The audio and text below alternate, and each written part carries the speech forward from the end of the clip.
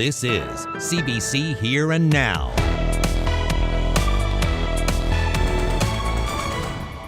Well, it's sad to look at, just sad to look at, right, you know.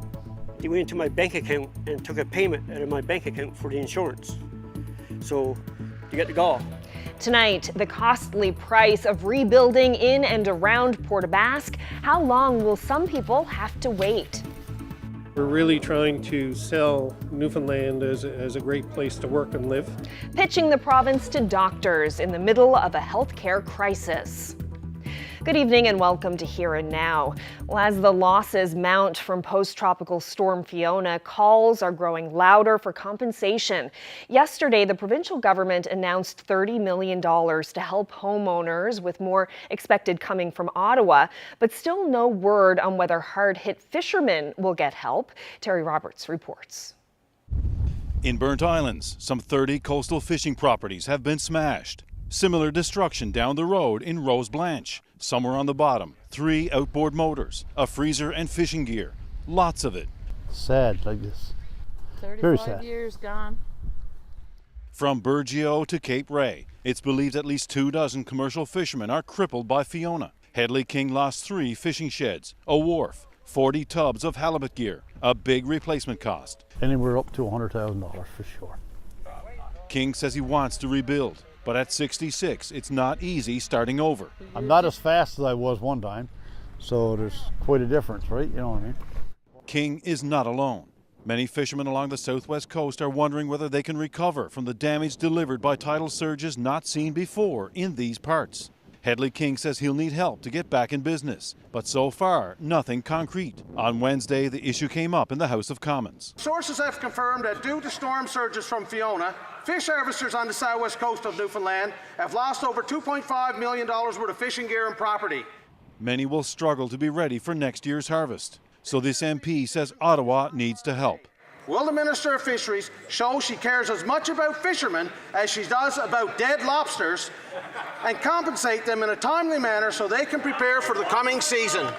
The Federal Fisheries Minister says she's heard the calls for help, but stopped short of promising federal aid. Mr. Speaker, I've had a chance to hear from and discuss this with provincial premiers, with fish harvesters and their representatives, with members of parliament, and it is a very distressing situation. We are going to work collectively in partnership to do everything we can for supporting our fish harvesters going forward. We recognize that it won't touch everybody. Yesterday's provincial aid package targets those driven from their homes. The Premier believes Ottawa has a duty to help fishermen. The federal government has been there to support fishermen in the past, and I'm sure they will in the future. Meanwhile, Hedley King is defiant. Will this drive you out of business as a harvester? No. No, it won't, no.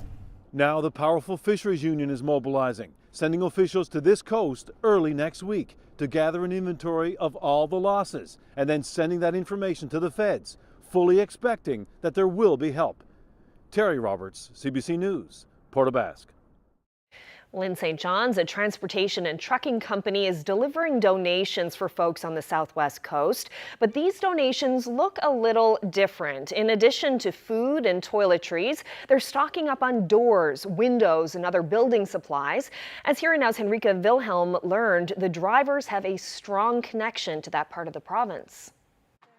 Everyone just spoke about it on Monday and just, you know, it just spitballed from there. I mean, there was no real plan. It just happened. Everyone wanted to help.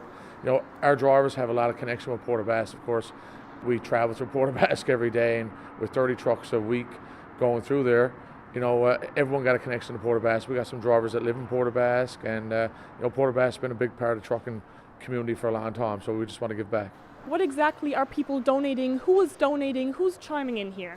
So, of course, the general public, we put out on our Facebook, are donating as well. And we also went to some of our customers, like the people that we haul building supplies for, different commodities that we haul. So as you can see today, we're after getting some windows, some doors, and we got some sheeting coming this afternoon. So, of course, everyone's going to need some of that too out there, so that'll help. This truck here, we'll leave it there for them to use for storage until they can disperse everything out. Because, of course, we're after hearing that, you know, they're a bit bombarded with items as well. So, I mean, we'll just leave a trailer or two there for them and let them, you know, pick through it. And how many loads do you have planned? Like, for how long are you going to be doing this? Until they don't need any more, until, you know, whatever we got to do, you know, we'll try to help out the best we can.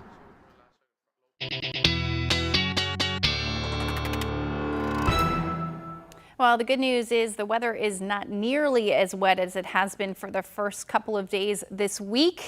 For most areas across the province, we do have a couple of fronts moving through, but overall, just looking at that chance of showers for some areas. Zoom out a little bit. We've got a ridge of high pressure to the west. That's going to be our weather maker over the next couple of days, or lack of weather maker over the next couple of days, which will keep things fairly quiet. That weather maker will also keep whatever the remnants of Ian are well to our south, it looks like at this point. So as we head through Friday, that ridge of high pressure will move in and continue to track a little bit further to the south as we head into Saturday. Now, this ridge of high pressure moving in also means that things are going to stay quiet for the next couple of days, but it also does mean that it's going to bring some cool temperatures. And up across Labrador, chance of patchy frost tonight that will head towards the strait as well, and we could see some fog patches through the overnight tonight.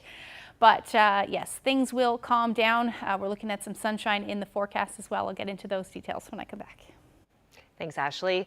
The Royal Newfoundland Constabulary is working on improving morale within the police force and making it a better place for its employees. The province's justice minister met reporters today to say government accepts the recommendations made in an independent workplace review. And John Hogan says changes are already happening. Now, the report was ordered last year after extensive media reports about problems within the constabulary, including allegations of sexual assault involving RNC officers. Some conversations in the public about the RNC over the last few years, which probably were difficult to hear, but things that we had to hear because we want to know about them and we want to address them. But then again, you look last week about the story about the shootings in CBS where everyone received an alert on their phone, and I understand it was the first time such a province-wide alert about a gun-related issue. And I think within an hour there had been an arrest of an individual related to that incident. And the outpouring of calls I got and social media compliments towards the RNC was really unbelievable. And when you look at the things and an issue like that, what the RNC do for this province, I mean, we're so lucky to have officers who work hard and do everything they can to protect people. A 19-year-old St. John's man is facing sexual assault charges tonight, the result of an incident alleged to have happened nearly 2 weeks ago. It involved a young female and occurred in the east end of the city.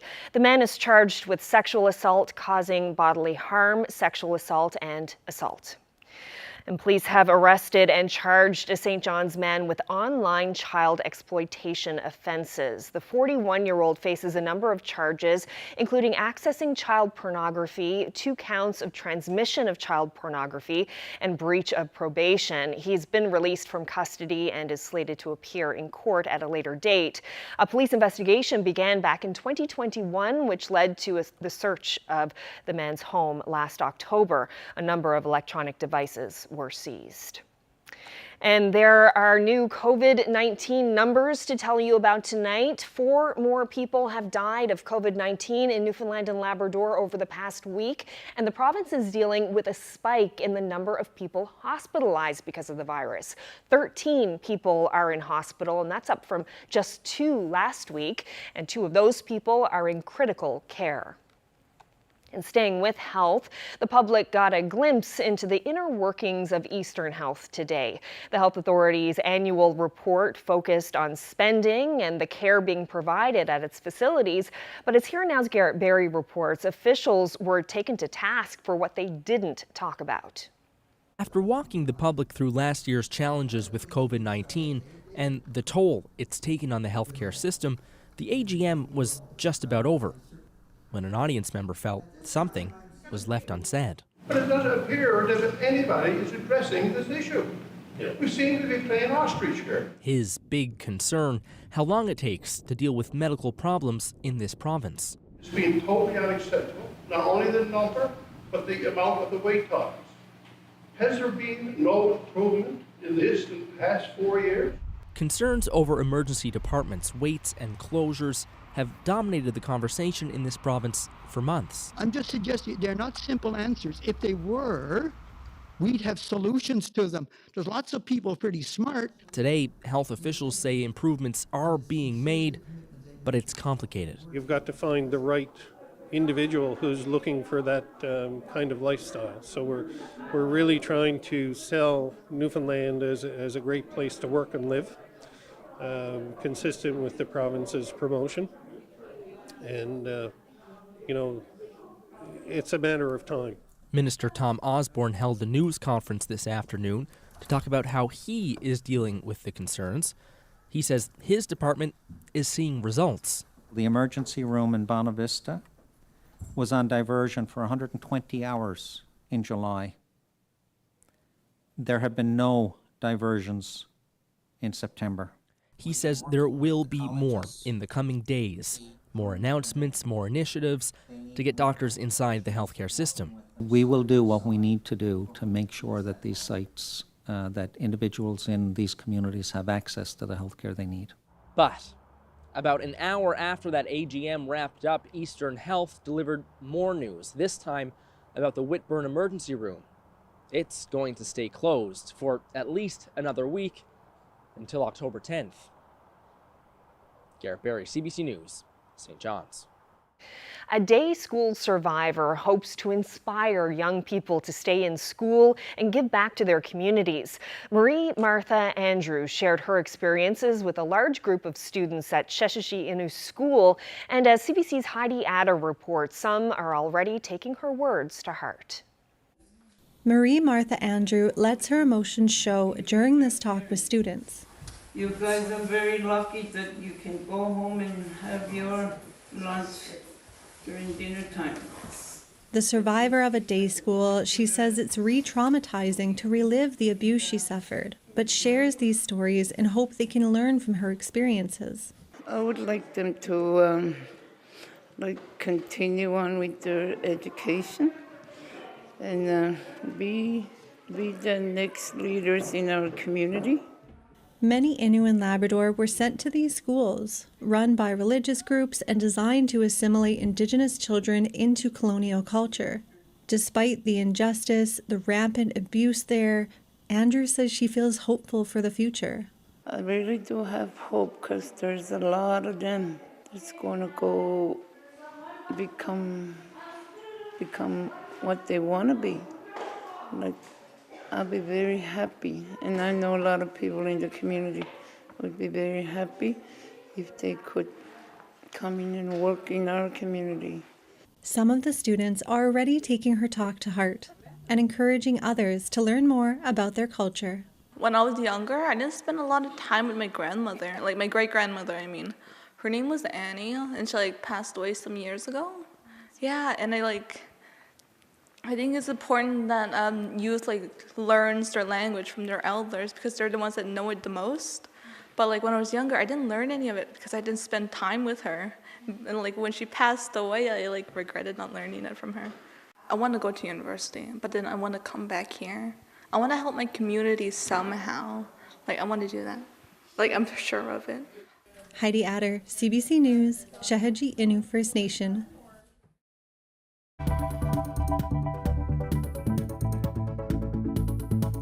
The wells is maxed out right now because you start adding people to it, and what's going to happen? Everyone's going to be out of water because there's not enough water there to supply everybody.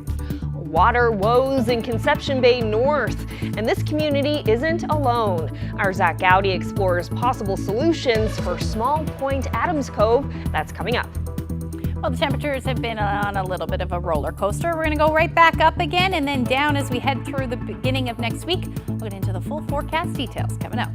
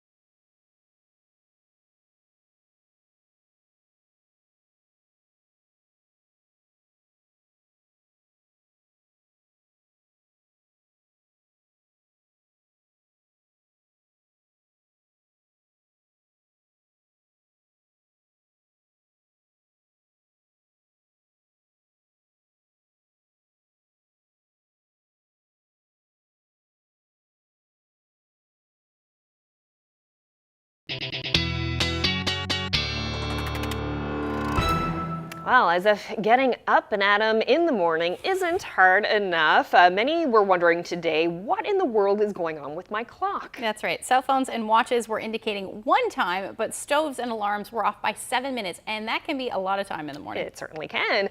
And we've gotten to the bottom of this. The explanation comes from Newfoundland and Labrador Hydro. That's right. They tweeted this around lunchtime. It all has to do with how the frequency on the power line helps your stove clock keep time. So the more power was generated than we needed last night. So that created an imbalance between supply and demand. And when that happens, it can cause your clock to tick a little bit faster.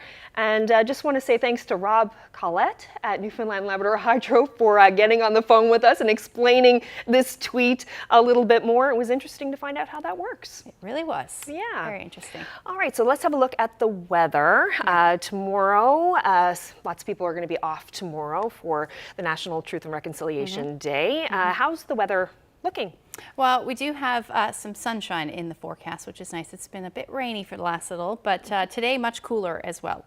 Let's take a look at the temperatures this afternoon. They were, well, this is the temperature difference. So today, right now, versus yesterday, it's 6 degrees cooler than it was in St. John's yesterday, and 10 degrees cooler in Mary's Harbor. So definitely got those temperatures. Now down to about 12 degrees this afternoon in Mary's Harbor, but 20 degrees showing up in St. John's. But that was at midnight. That temperature has dropped through the day today, and we have those temperatures into the teens through Gander, Badger, Corner Brook, 16 degrees, Burgeo 15 as well. But those single-digit temperatures still the story up across the Big Land. So Lab City, you're sat around 6 degrees for most of the day. That's where you're generally sitting right now, down to about 5 for you in Lab City, and temperatures down to the single digits right across the board. But we do have those teen temperatures. So 14 is what it is right now in St. John's, but it's feeling more like 17, but not nearly as humid as it has been for the last couple of days. So the reason for that is where that moisture, humid air was directed right towards the province yesterday. That has moved off, which allowed those winds to shift. And then we have that cooler air moving in, and you can kind of see that cloud cover right along with it, but some showers still in the process of moving through, and that will continue to do so as we head through the evening hours tonight. Taking a look at the future tracker, not a whole lot to talk about, but still that risk, and then also the chance of some patchy fog along the strait as some of these showers move through the overnight, dipping into the single digits in some cases, but generally not looking at a whole lot in the way of shower activity, at least until we get through the overnight. And then eventually by the morning we should actually start to see some clearing skies. So the sun should be out as the sun rises. We should see the sun rather as the sun rises tomorrow, with some shower activity up across the Big Land. So temperatures tonight going to dip into 3 to 5 degrees. Some low-lying areas up across Labrador could see those temperatures hovering around the 0 degree mark, which means some patchy frost through the overnight. Chance of showers will still stick around, eventually clearing as we get into the morning hours, and that's because that ridge of high pressure is going to move in and then dominate the weather. As far as the island goes, the warmest temperatures will be in the east, around 10 degrees for St. John's. Otherwise, we should hover between 6 and 8 for the rest of the island. And again, those winds either out of the west or northwest through the overnight. Not overly impressive, but could gust as high as about 40 kilometers per hour. Left those temperatures on there for you again tomorrow. They'll start a bit cool, but temperatures will rebound quite nicely tomorrow afternoon. It'll feel like a beautiful fall day. Lots of sunshine, relatively light winds through the day. But we may see some cloud cover linger up across the Big Land. Also, some showers for you in the west, and then those will move towards central Labrador as we get into the evening hours, and eventually the coast as well. And then for the northern peninsula, you'll see your clouds on the increase as we get into the evening hours, even more so as we head through Saturday morning, and then that's when you'll also see that chance of showers moving in. Temperatures tomorrow, again, much cooler, or at least staying cooler. This is right around where we should be sitting this time of year, 14 or 15 degrees. Those winds will be a bit brisk in the morning, 20 to 40 kilometers per hour, but they will ease as the day goes on. And then as that sunshine moves in, it will be a beautiful afternoon. As we head towards central Clarenville, Bonavista, likely some showers to start, but eventually we will see those clearing skies. And then as we head towards central, there's where your temperatures will be sitting between 15 and 16 degrees. and then towards the west coast, again, that shower activity in the morning, but eventually clearing through the day. Northern Peninsula looks like a beautiful afternoon for you. Same thing for Cartwright and Mary's Harbour, between 15 and 16 degrees. And then as you head towards Labrador, hanging on to that chance of some showers for you in Lab City. Even into the evening hours, you'll start to see some of this pink and unfortunately blue show up. We're going to look at that risk of some wet snow in the mix, or at least some flurries. And then those winds will be a bit brisk, 40 to 60 kilometer per hour winds. There's a chance of some flurries in the forecast as we look ahead as well, but I'll get into that forecast when I come back. Well, children, get ready to wiggle. The wildly popular Australian group is back with 3 shows slated for the Mary Brown Centre in St. John's. Those kick off tomorrow afternoon, but there's also something in store for the adults. You could call it the Wiggles After Dark. Tonight, some members of the famous group will be performing under another name, the Unusual Commoners, and that's part of a fundraiser for Fiona. Joining me now is Anthony Field, aka the Blue Wiggle. Thank you so much for making time for us. I know you just landed a few hours ago, but how does it feel to be back? Oh, it feels great, Carolyn. I got all the new. There's a lot of our cast who've never been to St. John's, so we went straight down to Kitty Vitty and had a look around and took photos, and then we went and had a look at up and down George Street and down the street, and it's just the most beautiful place. But what I loved, as soon as I got out of the car, there was a man who was even older than me, and he was playing a squeeze box, and he was playing Squid Jig and Ground. I thought, this is heaven for me. Because you performed that song the last time you were here, right? Oh, I love it. I think it's the most brilliant song about this most unique part of the world. Well, I see that you're wearing a lovely suit there. Is that for the show this evening? It is for the show this evening. The Unusual Commoners. Well, you know how we got our name? We were busking in between Wiggle shows, Lockie and myself, and we're in England in Oxford, and this guy who looked like a colonel came up and went to his wife and said, "They're a very unusual bunch of commoners." And so that's how we got our name, the Unusual Commoners.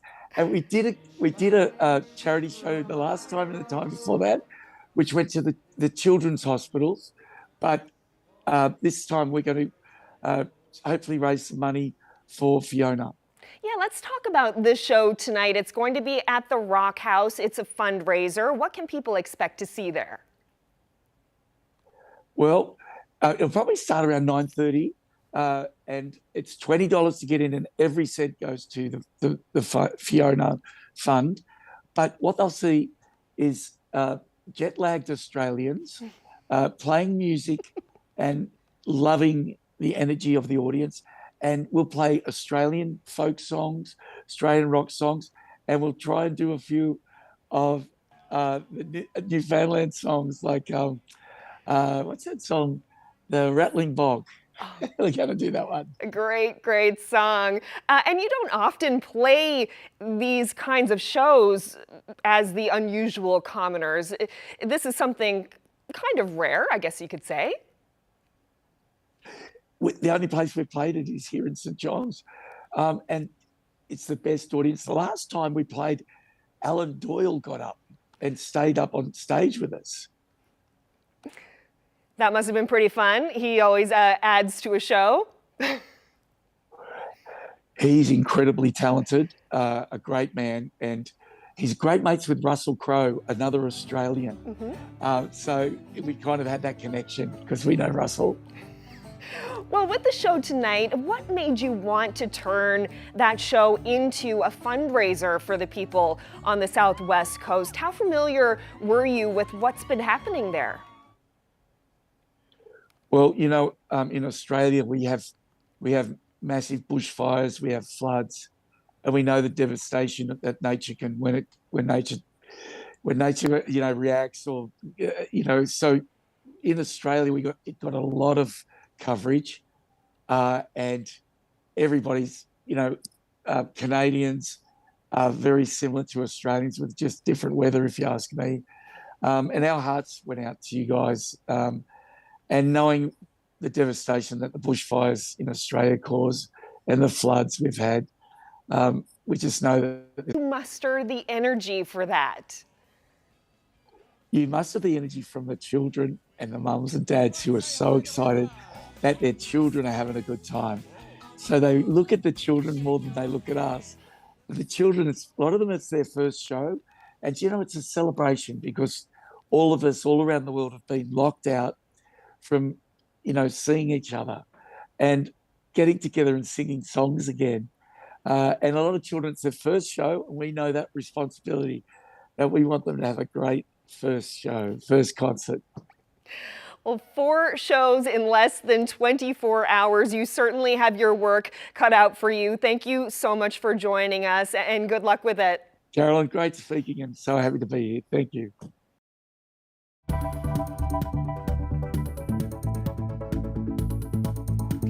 We return to the southwest coast where relief is needed now. More on the price to rebuild and political promises. That's ahead.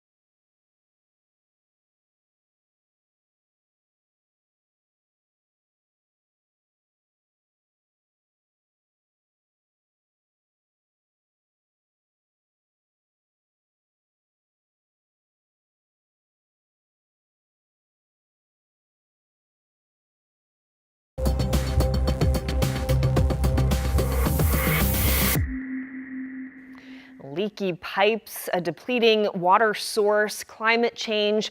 All of those factors are threatening the already fragile system in Small Point Adams Cove. The Conception Bay North town faces some unique challenges, but similar stories are unfolding in other rural communities. Now, a new report sheds light on the problems and potential solutions. Here now, Zach Gowdy has this feature report. Welcome to Small Point, Broad Cove, Blackhead, Adams Cove. Population about 400, a small town with a big problem: water. Most every morning, Mike Hurley, the town's longtime maintenance man, starts his day by checking the wells. The town's water system consists of a series of wells, bringing water from deep underground to nearby houses through plastic pipes. Hurley does his best to keep the system running, but it's getting harder to stay a step ahead. Now, some of them wells, they've been here for years, and long before I started here. And over the years, the water just goes out of the well. And now then we went and got them fracked, and after we fracked them, we got arsenic in them. So now we had to go buy arsenic tanks. The water system it's all plastic lines going through here, right? And we get a lot of leaks. It's frustrating when they're out of water and the kids got to get up in the morning and go to school and they got no water, but that's what we got to work with. Looming over that long list of problems is climate change, with the potential to bring new challenges or make existing problems worse, suddenly or eventually. Most of the town's water system was in the ground long before the current mayor was born. 28-year-old Brandon King grew up in Small Point, but whether a new generation can do the same depends on having a water system that works. Would it be fair to describe the system as it is as fragile? Mayor King? That's very accurate. It functions, and we put a lot of time and effort and energy into ensuring that it functions. But you know, if a major breakdown were to occur, it'd be beyond our capacity to restore it, I believe. Some good luck came their way when a researcher offered to work with the town to study water security and climate adaptation. My name is Matthew Schumacher, and I'm a geoscientist specializing in hydrogeology and surficial geology. The way I would describe the water system in Small Point Adams Cove right now is that it is stressed. So the supply essentially for the groundwater comes from rain, and there are a lot of wells in the system drawing, and the system isn't able to recover fast enough. But now with climate change and the uncertainty about whether and how the water is available, that puts even further stress on the system. What's described in the pages of Schumacher's report is happening before Mike Hurley's eyes. Right now, we cannot put no more people on the wells we got here. The wells is maxed out right now because you start adding people to it, and what's going to happen? Everyone's going to be out of water because there's not enough water there to supply everybody. What does that mean for the future of the town and its ability to grow and attract new residents? This is a large deciding factor for a new resident. You know, you come in and you sit down with us and say, I'd like to build here, and we say, that's fantastic. And we go above and beyond to get your house built here. But we can't give you water right now, and we want to change that.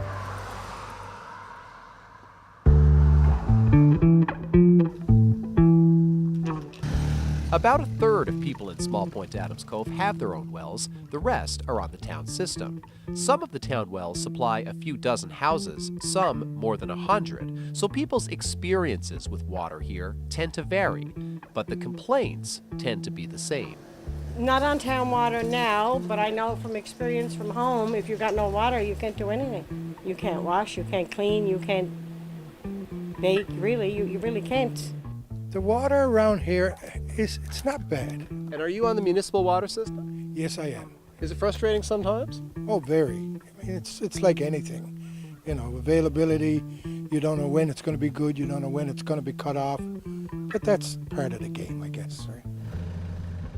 I've been here 16 years now, and I never get any more water. I'm running out of water, even with an artesian well. It's low. There's not hardly any water pressure on times. There's just no water. The water table's depleting. The details are specific to Small Point Adams Cove, but the big picture looks familiar. Professor Kelly Vodden conducted a study of rural water systems throughout Newfoundland and Labrador back in 2014. Many of the issues she raised then are playing out in Small Point Adams Cove today. These communities are facing a range of challenges, and those add up together. They're cumulative and intersecting. Those include aging infrastructure and budgets that are basically do not allow for replacement of that infrastructure, particularly on large scale. So often it's piecemeal improvements that are being made. It is somewhat discouraging to see the same issues still coming up, almost 10 years later. So we definitely need to keep working on it. Now there are new issues to consider. Matthew Schumacher's report outlines several climate-related risks that could hit the water system in Small Point Adams Cove anytime. A major storm could bring overland flooding and contaminate the wells from above, or knock out the power, leaving the well houses unable to function. Risks that will seem more real after the devastation Hurricane Fiona brought to the west coast of Newfoundland. But the report also points to potential solutions. There is a nearby pond, a large and reliable source of water that could be tapped. But that's just the kind of large-scale project that a small town can't fund on its own. A permanent solution would be surface water acquisition, but that's not something we could ever do without the help of St. John's in Ottawa. It's not going to happen. In the meantime, the town has applied for a much smaller grant to fix up the existing wells once again. You know, it's only small communities, and this council cannot afford to put good water systems in like we need. And we got to work with what we got. But who knows how long what they've got can keep working, or how long a small town can keep a big problem at bay. Zach Gowdy, CBC News, Small Point, Broad Cove, Blackhead, Adams Cove.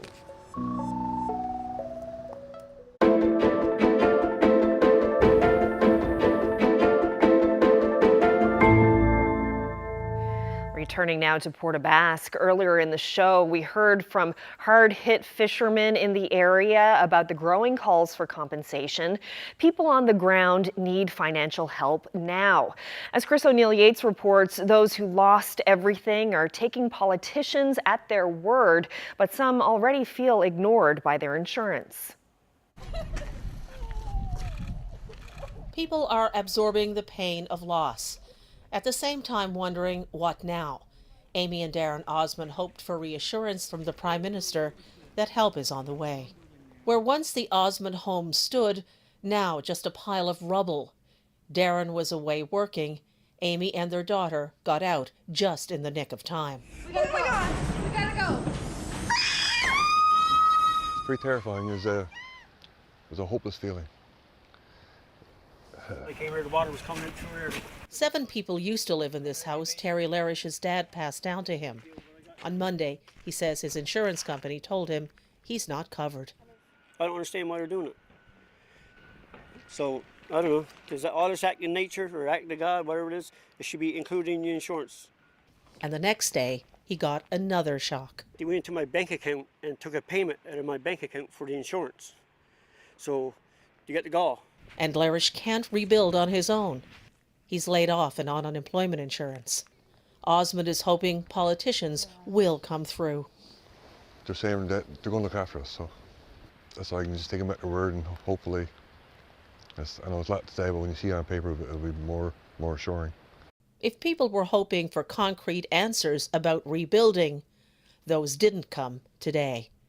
Chris O'Neill Yates, CBC News, Port aux Basques.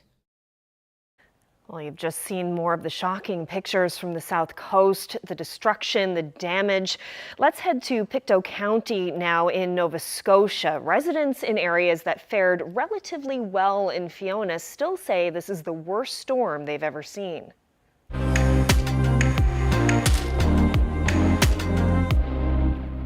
This trailer right behind me is my sister's trailer, and it was right over there, way over there where the deck is. And it was all blocked up and hooked up and power and everything. And the winds came and they flipped both trailers, and that trailer was on the blocks there. It went on the side, flipped right over in its roof, and then right over on the other side again. So the windows are all smashed out in the front. The windows are smashed out up top, and the rainwater's been coming in. The roof is all punctured and dented. So we're just waiting for the insurance company to get to us. This is probably the worst storm I can ever remember. I remember some bad storms, but nothing like this. Nothing like this. I mean, it even shook that power pole, and there's a ring around the pole where it was shaking so hard. And this trailer here, the deck must have flown right over the top of the roof of the trailer, because the deck's over there in the ground, and some of the furniture and storage pods are down over the bank.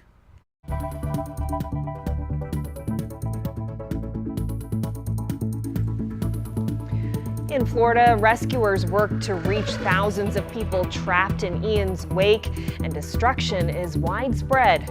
That story is next.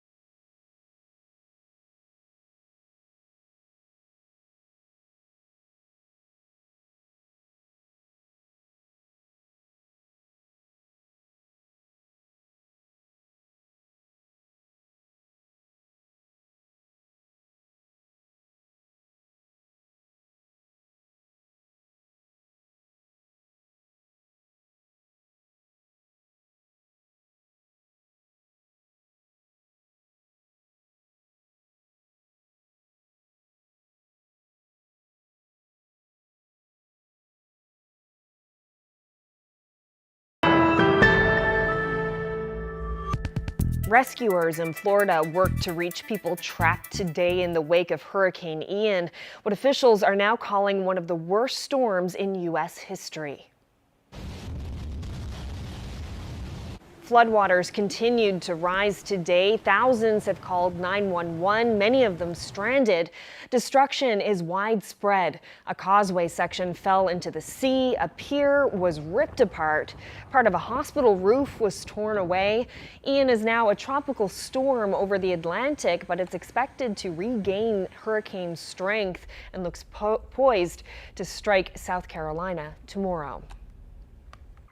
Well, in Florida today, rescuers work to reach thousands of people trapped in Ian's wake, and destruction is widespread. The CBC's Paul Hunter reports from Punta Gorda, one of the worst hit places.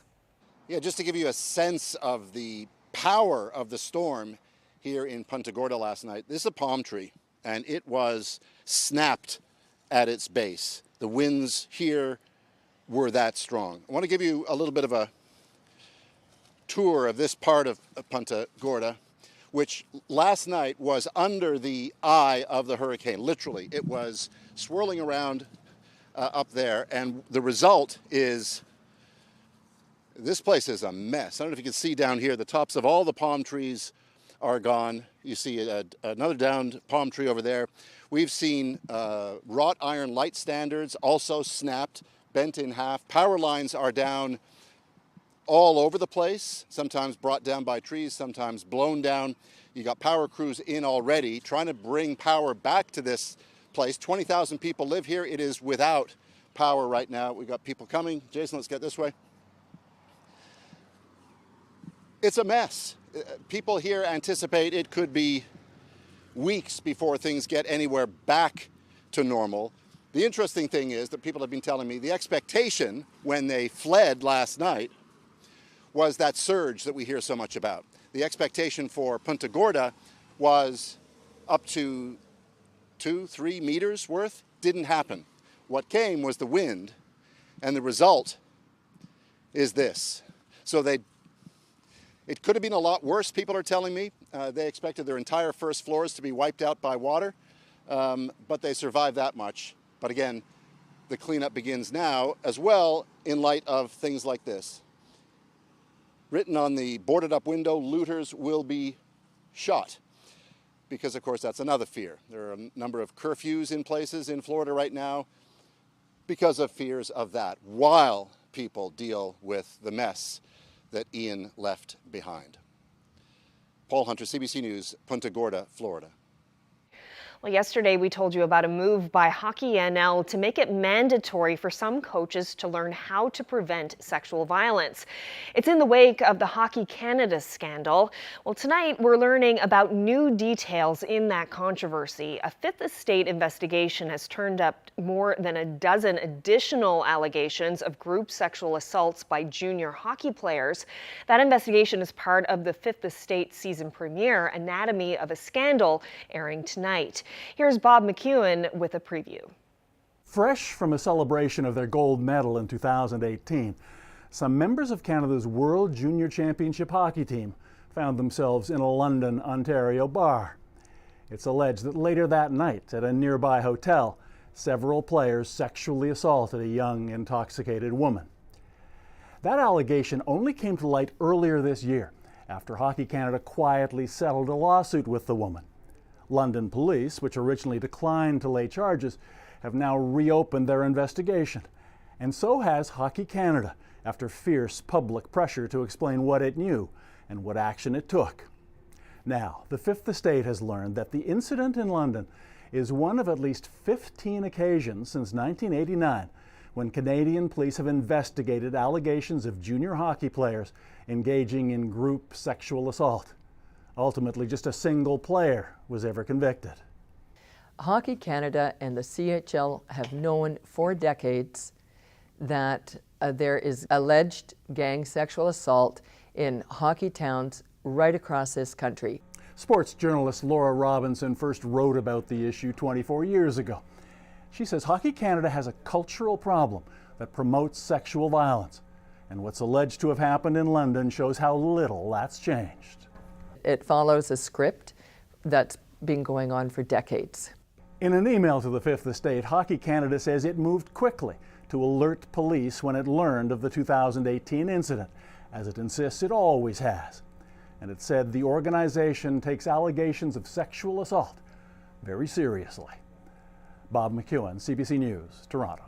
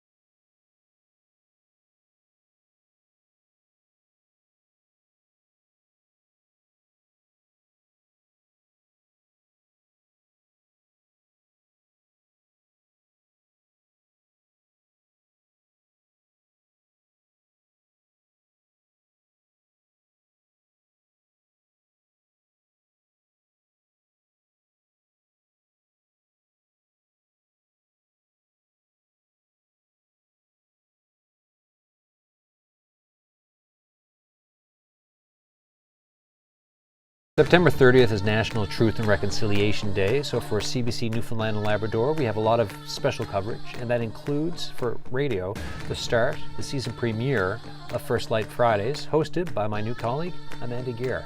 Amanda, tell us about yourself. My name is Amanda Gear. I'm from Happy Valley, Labrador. I'm a mom, a filmmaker, and a writer.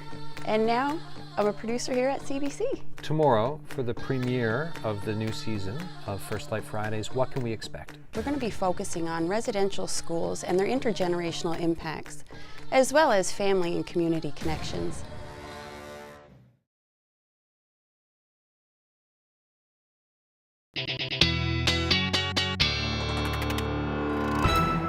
As you just heard there on CBC Radio's Crosstalk tomorrow, it's the first of many First Light Fridays. It's a nice way to mark the National Day for Truth and Reconciliation. And speaking of tomorrow, I should mention that will be a special 30-minute edition of Here and Now on Friday, and that's going to be from 6 to 6:30 Island time. That's right. We'll still have your local news and weather. Plus, in honor of the day, you'll also meet the 6th grader who has designed many of the orange shirts you're seeing this year. Yes, and we'll also head to Conn River to talk language and tradition. So lots of stories in the works for tomorrow. Hope you can join us. But for now, we're going to have a look at the weather and the long-range forecast, skipping ahead to the weekend. And it seems like some nice weather on the way. It does. Yeah, we're going to get into some quiet weather, which will be nice after a lot of rain. We've seen lots of rain for the last couple of days. So let's take a look at the forecast for your Saturday. Sunshine, look at that, jumping back up to the high teens, 18 degrees in St. John's. That will be a beautiful day. A little bit more cloud cover expected through central, but your temperatures will hover around 19 degrees. And along the south coast, you're in a bit of that onshore flow, so temperatures will be a bit cooler. We'll still hang on to the chance of a few showers for the west coast, northern peninsula. And then we're talking about the chance of some flurries again in Lab City as the day goes on for your Saturday. Otherwise, between 9 and 10 degrees across the Big Land, and maybe a few showers possible towards the coast. Now, the system that's going to bring that chance of flurries for your Saturday will stick around into the evening hours and likely into Sunday as well. Now we start to get into that chance of a few flurries towards central Labrador as well as the coast. At least a few flurries in the mix. That should be showers though across the island as we see some warmer temperatures, but you can see that shift in the winds. That's what is going to keep the temperatures relatively cool compared to what we're going to see for your Saturday. So take a look at these temperatures as we head through the afternoon. Down to about 9, 10, 12 degrees as the afternoon highs. As far as Labrador goes, you'll hover around 5 degrees for Lab City again, hence that chance of some flurries, but then between 6 to 8 for the rest of the Big Land. Now, once we get into the afternoon hours and that temperature starts to jump up for Happy Valley, Goose Bay, that will likely fall as rain. Your best chance of flurries will be in the morning hours on Sunday. Otherwise, showers the story for the rest of the island. And again, you'll see that just at times it won't be overly rainy. Taking a look at the long range forecast, once we get to Monday and Tuesday, those temperatures will hover between 11 and 15 degrees, but we should have some sunshine to start next week.